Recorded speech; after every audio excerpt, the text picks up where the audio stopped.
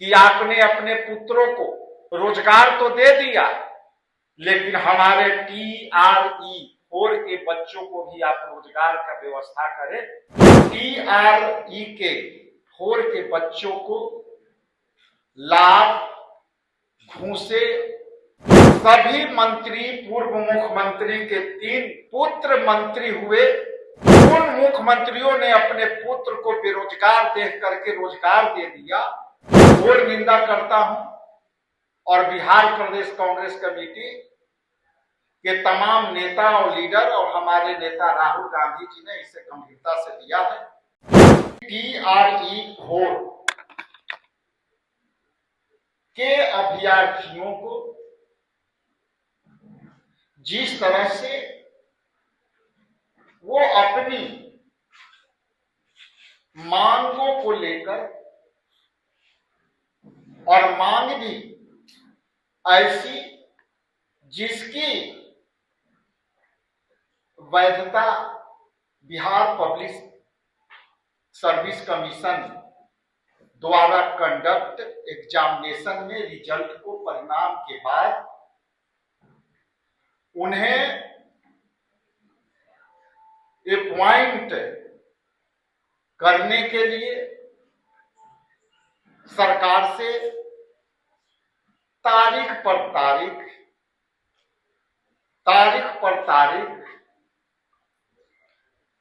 दिए जा रहे थे। सरकार अपनी बचाने के लिए गाय के सींग बैल में और बैल के सींग गाय में लगा करके सरकार बनाने में लगे हुए थे। और यह बड़ी आश्चर्यजनक बात है कि बिहार में सत्ता परिवर्तन जबरदस्ती हुए और सत्ता परिवर्तन के शपथ ग्रहण के पहले दिन हमारे TRE-4 के बच्चों को लाभ, घूसे, जूते के बूट, महिलाओं को, लड़कियों को घसेट कर दुपट्टे, सर पर लाठी मारने का जो प्रवृत्ति सरकार ने अपनाई है, मैं उसको लेकर के घोर निंदा करता हूं और बिहार प्रदेश कांग्रेस कमेटी के तमाम नेता और लीडर और हमारे नेता राहुल गांधी जी ने इसे गंभीरता से लिया है। और हम उन TRE के बच्चों को साथ पूरे बिहार प्रदेश कांग्रेस कमेटी उनकी संघर्षों के साथ खड़ी है और उनके संघर्ष के साथ देने के लिए हम तैयार हैं। बड़ी आश्चर्य है कि सभी मंत्री, पूर्व मुख्यमंत्री के 3 पुत्र मंत्री हुए, उन मुख्यमंत्रियों ने अपने पुत्र को बेरोजगार देख करके रोजगार दे दिया और हमारे बिहार के लगनशील परीक्षार्थियों को लाठी से आपने दौड़ा के पीटा। आपने अपने बच्चों का रोजगार दिया, लेकिन बिहार के इन नौजवानों को आपने रोड पर पीट करके घायल कर दिया। लगभग शिक्षा विभाग में अकेलौता एक विभाग है जिसमें लगभग 2 लाख से ज्यादा टीचरों के पद रिक्त हैं।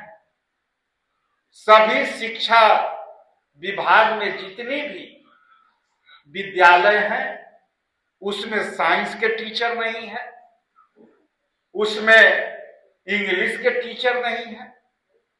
और इसलिए बिहार में जो स्कूलों की हालत है, सरकारी स्कूलों की हालत है कि उनके पास इंग्लिश टीचर नहीं होने से उनके इंग्लिश का स्किल्ड नहीं है, बोलने का स्किल्ड नहीं है। मजबूरन लाखों लाख देकर लोग प्राइवेट कोचिंग में जाते हैं। अपने अभिभावकों की गाढ़ी कमाई को कोचिंग में देते हैं और कोचिंग भी सरकार के अभिन्न अंगों में से एक है। उस पर भी कोई पैमाना नहीं है।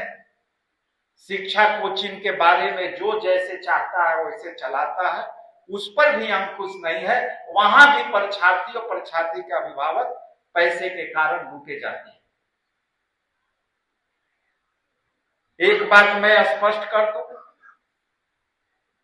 कि बिहार प्रदेश कांग्रेस कमेटी बहुत शीघ्र इसे गंभीरता से लेकर हम इसे आंदोलन के रूप में लेंगे। आने वाला समय में अलग से आपको इस पर हम संवाद करेंगे, सूचना देंगे। लेकिन हर मंत्री जो बने हैं उनके पुत्र बेरोजगार थे। उसमें परिवारवादियों के 13 मंत्री बनाए गए हैं। इसलिए मैं सरकार से मांग करता हूं कि आपने अपने पुत्रों को रोजगार तो दे दिया, लेकिन हमारे TRE-4 के बच्चों को भी आप रोजगार का व्यवस्था करें। मैं आप लोग के माध्यम से ये मांग करता हूं। अंत में यदि आपका कोई सवाल है तो कई हमारे साथी पिछले दिनों हमारे एक बच्ची 10 साल के बच्ची के साथ पटना सिटी में रेप हुआ और रेप के बाद जिस तरह से हमारे कांग्रेस पार्टी के वर्कर कैंडल मार्च निकाले, उन पर भी FIR किया। एक व्यक्ति आपके सामने बैठा हुआ है जिन पर FIR हुआ, वो है शशांक शेखर जी, और वो अपराधी के तरह पीटते हैं परीक्षार्थी। इसलिए ये सरकार से मैं मांग करता हूं कि ये लोकतंत्र है, संविधान से चलने वाली सरकार बनाइए। संविधान के तोड़ करके आप सरकार बनाते हो, लेकिन जनता पर जिस तरह से आप लाठियां बरसा रही हो, यही जनता आपको आने वाला समय में चुनौती बन के खड़ा होगी। मैं एक चीज कहूंगा, एक गाना है, संभवतः अदनान स्वामी ने उसको गाया था कि क्या से क्या हो गए देखते देखते। तो वही हो गया है मुख्यमंत्री जी के साथ कि क्या से क्या हो गए, वो क्या थे और वो आज उनको कुर्सी खोजना पड़ा है। तो ये गाना उनके लिए फिट बैठता है। सवाल है कि भाजपा की चुनाव जीत रही है और उसके बाद आपको गठबंधन में अंदर चलना शुरू हो गया है। जैसे राहुल गांधी कह रहे हैं कि अब जो भाजपा को सिर्फ कांग्रेस हरा सकती है, ने कहा कि सिर्फ केंद्रीय दल ही भाजपा को हरा सकती है। तो क्या भाजपा से अब लड़ाई अब आपके अपने गठबंधन के अंदर लड़ाई है? देखिए, ये कोई भी चीज होती है उस पर चर्चा होती है।